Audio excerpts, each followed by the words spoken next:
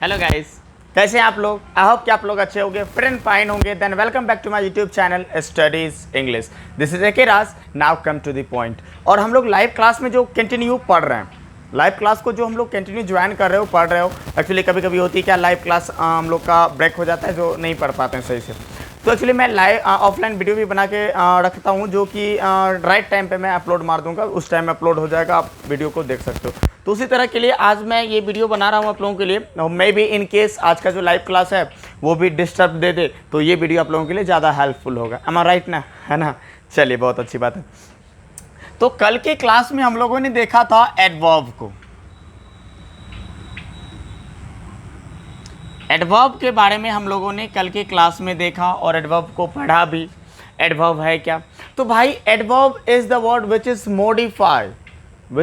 Modify of verb. मतलब ये जो आप देख रहे हो एडवर्ब को, ये वर्ब को मॉडिफाई करता है। सिंपल सा वे है इसे, इसके बारे में आप क्या कह सकते हो? Adverb is the word, adverb is the word which is modify of verb। ये क्या करता है? वर्ब को मॉडिफाई करता है, यानी वर्ब को क्वालिफाई करता है। ऐसा इस तरह से आप बोल सकते हो, यानी वर्ब को क्वालिफाई करना ही क्या होता है, मेरा एडवर्ब का काम होता है। अब एग्जाम्पल के तौर पे देखो, दो मैं एग्जाम्पल लिख रहा हूँ कि मैंने कहा था एडवर्ब जो है ना, आप जिसे देखो, पहले एग्जांपल देख लो, मैं जो लिख देता हूं। Ram runs fastly. Ram runs fastly एक एग्जांपल है। Ram is to come. दो एग्जांपल लिया है मैंने। इस एग्जांपल के बारे में आपको पता है कि इस एग्जांपल पे आप किसे क्या कह सकते हो, जानते हो? इस एग्जांपल में बेसिकली है क्या, आप देख रहे हो कि राम रन्स फास्टली, राम तेज दौड़ता है। यहाँ पे फास्टली जो आप देख रहे हो वो एक मेरा क्या है, तो एक एडवर्ब है। और यहाँ पे राम इज, ये राइटर का कहना, बुक देखते हो ना, जिस राइटर का आप बुक पढ़ते हो उस राइटर का कहना है कि ये टू भी एक एडवर्ब है। भाई how can you say that to is a adverb? But as हम वर्ड के थ्रू चले ना, तो ये बिल्कुल सही है, एडवर्ब भी हो सकता है। भाई इंग्लिश खुद एक वर्ड है, तो इंग्लिश में जो भी यूज़ होता है वो भी मेरा क्या होगा, बेसिकली वो एक वर्ड ही होगा, है ना? इंग्लिश से खुद एक वर्ड है। सो उसके हिसाब से चलें तो उसका कहना है ये एक एडवर्ब है। किसका? राइटर का कहना है। लेकिन टीचर का कहना है, राइटर का ये कहना है कि आप एडवर्ब का यूज़ वर्ब के पहले नहीं कर सकते हैं। लेकिन हम लोगों का, टीचर का क्या कहना है कि आप वो कहीं भी कर सकता है। सही है। अब बताओ कि टीचर, भाई क्या तुमको भगवान 12 बजे रात के बाद बनाया था क्या?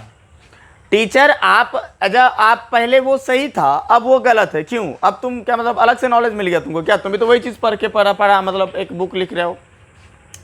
अब फिर भी राइटर का कहना नहीं, यहाँ नहीं होना चाहिए ये। तो भाई मैं कह दूं कि ये एडवर्ब कहाँ है?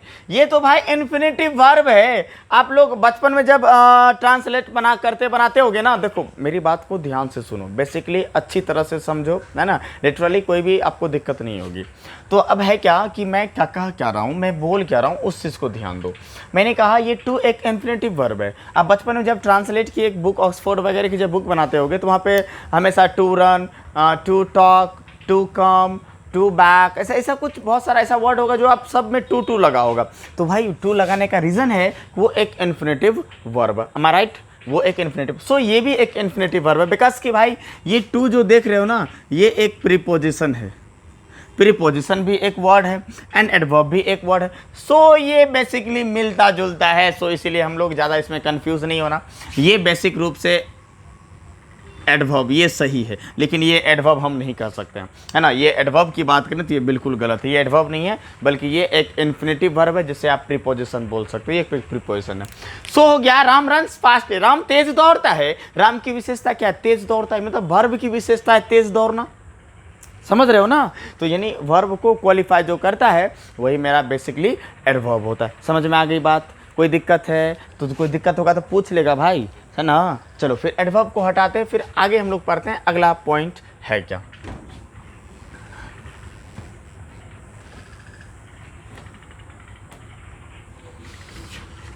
अगला पॉइंट हम लोगों का है सब्जेक्ट वर्ब एग्रीमेंट क्या है।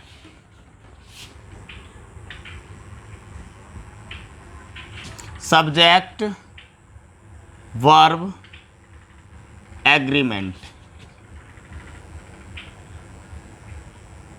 सब्जेक्ट वर्ब एग्रीमेंट क्या है। अब ये सब्जेक्ट वर्ब एग्रीमेंट मीन्स हुआ क्या।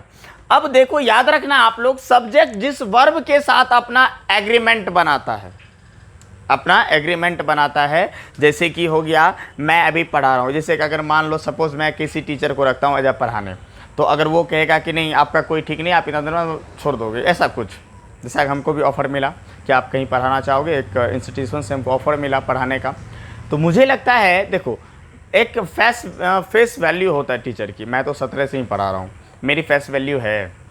अब उसका कहना है सर पढ़ा दो आप, मैं अगर उसके यहाँ पढ़ाऊँ, अगर हो सकता है मेरे कारण स्टूडेंट हो जाए या चल जाए, अब वो मुझे ही निकाल दे, तो फिर क्या हो सकता है। तो बेसिकली मैंने उसे कहा था कि एग्रीमेंट कर लो, फिर मैं पढ़ाने के लिए तैयार हूँ।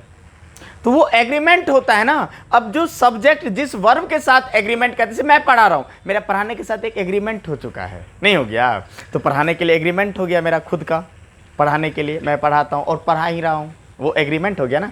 तो वर्ब जिस यानी सब्जेक्ट जिस वर्ब के साथ एग्रीमेंट करता है वही हो जाता है सब्जेक्ट वर्ब एग्रीमेंट। कोई दिक्कत है? तो आप इसके बारे में लिख लो। The verb must agree its number and person। Subject अगर तैयार हो जाए एग्रीमेंट बनाने के लिए, एग्री उस नंबर के साथ, उस पर्सन के साथ एग्रीमेंट बनाने के लिए तैयार हो जाए, तो उसे ही हम लोग कहते हैं एग्रीमेंट। तो इसे कह सकते हो the verb must agree its number and person is called subject verb agreement. अगर कोई भी वर्ब सब्जेक्ट के साथ अपना एग्रीमेंट करने के लिए तैयार हो जाता है तो उसे ही कहते हैं सब्जेक्ट वर्ब एग्रीमेंट। अब जैसे हो गया, जैसे मैं अगर बोलूं आई एम टीचिंग, मैं पढ़ा रहा हूं, तो पढ़ाने के साथ ये आई सब्जेक्ट है और ये क्या है, वर्ब है। पढ़ाने के साथ मेरा एग्रीमेंट है ना, मैं पढ़ा रहा हूं, पढ़ाने के साथ मेरा एग्रीमेंट है। देखो भाई मैं किस तरह से बोलता हूं, मैं आपको अट्रैक्ट कर पाता हूं या भी नहीं ये तो मुझे नहीं पता, लेकिन क्या ये सही है या मैं आपको अट्रैक्ट कर पा रहा हूँ या नहीं, तो इसका जवाब ना भाई आप लोग ज़रूर कमेंट में ज़रूर बताओ हमको। मतलब सच में, मतलब मैं एग्री कर पा रहा हूँ ना आप लोगों को, मतलब ऐसा लगता है ना कि नहीं आप समझ पा रहे हो, मेरे पास पढ़ रहे हो तो आप इस चीज़ को समझ पा रहे हो। तो बेसिकली इस चीज़ को ज़रूर आप बताओगे। मैं आप लोगों से जानना चाहता हूँ कि मेरा जो बोलने का क्राइटेरिया है ना, वो कैसा लगता है आप लोगों को, ये मैं बेसिकली जानना चाहता हूँ। आप ज़रूर बताओगे कि मैं आप लोगों को इम्प्रेस कर पाता हूँ भी या नहीं। ये बेसिकली मेरे लिए जानना बहुत इंपॉर्टेंस रखता है। मैं जानना चाहता हूँ इस चीज़ को, क्या सच में मैं आप लोगों को मतलब इम्प्रेस कर पा रहा हूँ या भी नहीं। सो अच्छे से देखना है वीडियो को, अंत तक देखो, मज़े के साथ देखो। कोई दिक्कत होगा तो आप कमेंट करके ज़रूर पूछोगे। अब देखो कि मैं वर्ब की बात करने जा रहा हूँ। अब वर्ब है क्या? अब देखो वर्ब के बारे में तो आप लोग बेसिकली जानते ही हो, लेकिन अब बात आता है कि वर्ब होता कितना है। कि आप जानते हो कि सब बोलोगे सर वर्ब तो 2 होता है। हाँ वो 2 है भाई, वो भी मैं मानता हूँ, वो 2 है ना, लेकिन और भी है वो चीज़, वो मैं बता रहा हूँ, अभी क्लियर कर रहा हूँ। देखो अब अच्छे से अभी से देखो, क्योंकि और 2 क्लास आपका ऑलमोस्ट चलेगा, उसके बाद चेंज हो जाएगा।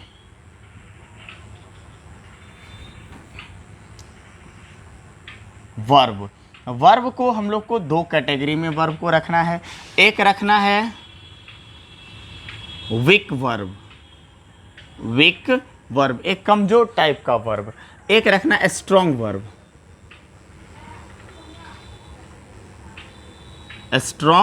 वर्ब। अब देखो वीक वर्ब और स्ट्रॉन्ग वर्ब में क्या डिफरेंट एंड क्या समानताएं हैं। देखो स्ट्रॉन्ग वर्ब जब भी यूज़ होगा ना वो पावरफुल में आएगा ना, और वीक वर्ब का यूज़ ये भी होता है पावरफुल में। तो अब बात आता है कि वीक है कौन और ये कौन कौन है, तो इस चीज़ की बात बेसिकली होनी चाहिए, है ना।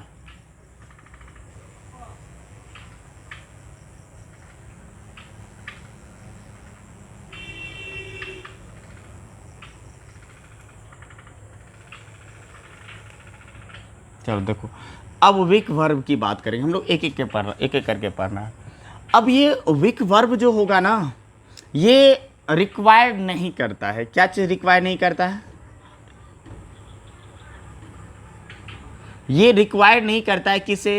एन को, ईडी को, एन ई को, या फिर एन टी को, ये रिक्वायर्ड नहीं करता है। मतलब वह किसी भी वर्ब के अंत में अगर ये सब लगाते हैं तो वो मेरा विक वर्ब के अंतर्गत नहीं आएगा। ये सब रिक्वायर करेगा ही नहीं, है ना। ये रिक्वायर्ड नहीं करता है, ये रिक्वायर्ड नहीं करता है, ये रिक्वायर करता है। इसको ये रिक्वायर करता है कि आप ईडी लगा दो, डी लगा दो, जो लगाना है इसके साथ आप लगा के बना सकते हो, वो रिक्वायर्ड करता है ना। लेकिन ये रिक्वायर्ड नहीं करेगा कि आप इसके साथ डी लगा दो, है ना। हाँ, रिक्वायर्ड करेगा कैसे? तो ये ईडी जैसे है ना, ईडी लगाया मैंने तो एन को रिक्वायर्ड करेगा। अब देखो रिक्वायर्ड एक बार अच्छे से मैं समझा देता हूँ कि अब क्या क्या रिक्वायर करता है, क्या क्या रिक्वायर नहीं करता है।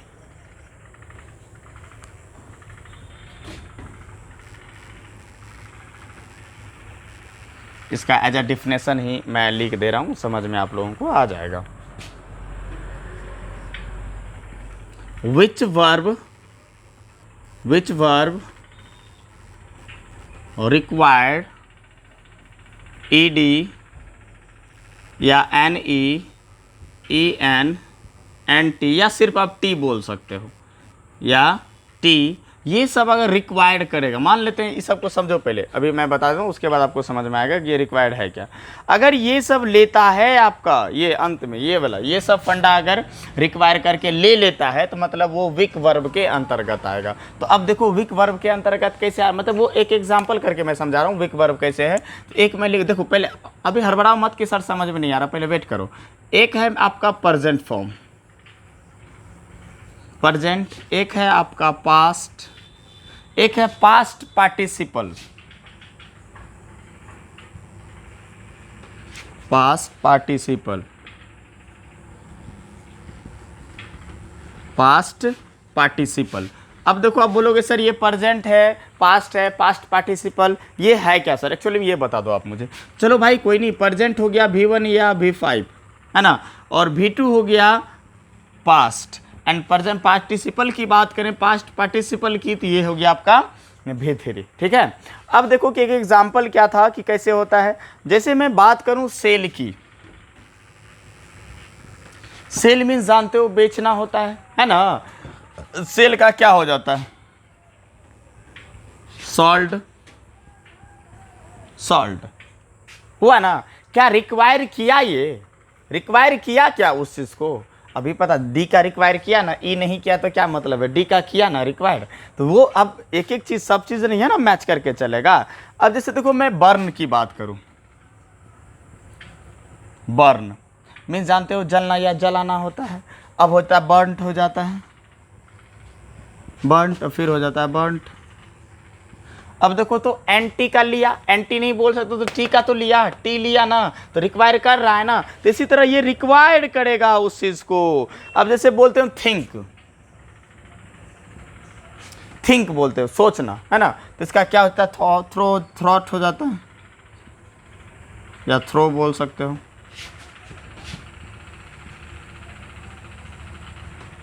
है ना, इस तरह से। अब देखो ये भी एक मतलब उसके अकॉर्डिंग चल रहा है ना। एक होता है लैंड, है ना, मैंने बताया होगा इसके बारे में। एक होता है लैंड, एक होता है लैंड, दो तरह, LAND, एक LEND। LAND का लैंड भूमि होता है, LEND लैंड में उधार मांगना, तो इसका लेंट हो जाता है, लेंट, लेंट। अब देखो टी का लिया तो यही आता है विक वर्ब के अंतर्गत। इस चीज़ को राइट डाउन कर लो अच्छे से भाई। बहुत ऐसी चीज़ें हैं जो मैं आपको बता रहा हूँ वो आप पहले से नहीं जानते होगे। तो भाई प्लीज़ अब वीडियो को अंत तक देखो, और जहाँ भी दिक्कत होता है ना आप पूछ सकते हो मेरे लिए, मुझसे, है ना। मैंने लिए अब जो भी होगा दिक्कत मैं वो उस चीज़ को ज़रूर बताऊँगा।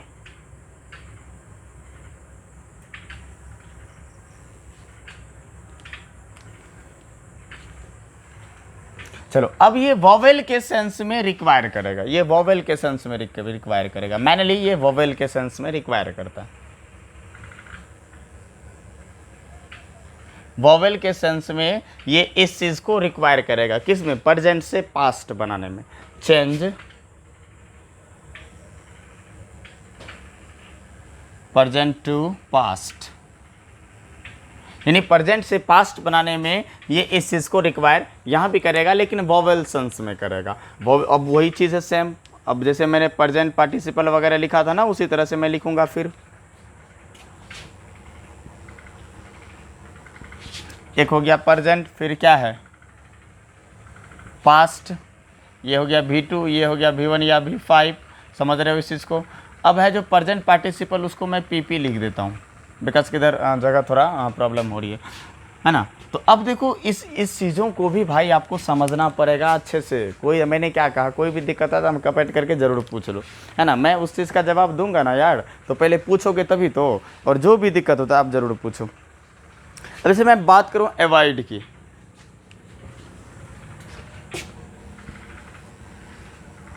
अवॉइड हो जाता है इसका भी अवॉइड हो जाता है।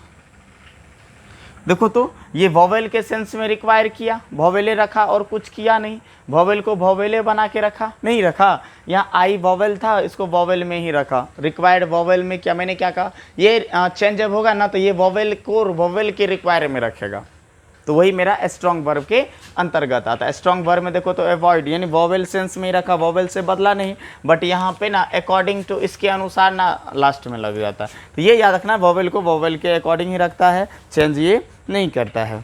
अब ऐसे बियर्ड की बात करते हो,